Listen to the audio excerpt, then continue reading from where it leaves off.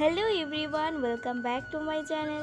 জানি আজকে কি বানাচ্ছি তোমরা সেটা গেস করতে পেরেছো। হ্যাঁ, আজকে বানাচ্ছিলাম আলু বিরিয়ানি। তো বেশ কিছুদিন হলো চিকেনটা দেখলে কেমন একটু ঘৃণা ঘৃণা লাগে, মানে খাই তাও নিজে বানাচ্ছি যেহেতু, সেই জন্য আমি আলু বিরিয়ানি বানাচ্ছি। চিকেনটা আমি নিজে হাতে রান্না করলে খেতে পারি না। আর আমি এই বিরিয়ানিটা বানিয়েছিলাম ঘরে যে চাল থাকে সেটা দিয়ে, কোনো রকম বাসমতি রাইস ইউজ করিনি আমি। আর আলুর দম সেটা আমি বানিয়েছিলাম পুরো চিকেন কষা যেমন হয় সেরকম। তোমরা অনেকেই বলবে যে মুখে যে গোলাপ জলটা ইউজ করে সেটা কেন বিরিয়ানিতে আমি ইউজ করছি। আমি যতদূর জানি মানে এই মুখে মাখার যে গোলাপ জল আর বিরিয়ানির যে গোলাপ জলটা স্মেলটা অনেকটা সেম, সেই জন্য আমি এটাই দিয়েছি, কারণ ওই গোলাপ জলটা আমার কাছে ছিল না। এই বিরিয়ানিটির মধ্যে আমি প্রায় সব কিছুই অ্যাড করেছি, শুধু তোমার বাসমতি রাইস আর চিকেনটা বাদে। খেতে কিন্তু জাস্ট অসাধারণ হয়েছিল, কিন্তু একটু ঝালটা না বেশি পরিমাণে হয়ে গেছে। মানে এই বিরিয়ানিটা খাওয়ার পরে আমার পেটটা খুবই পরিমাণে জ্বলছিল, কিন্তু এতটা টেস্ট হয়েছে না, আমি 3বার খেয়েছি। কি বলবো, তোমরা তো দেখতেই পেলে এর মধ্যে আমি কি কি দিলাম,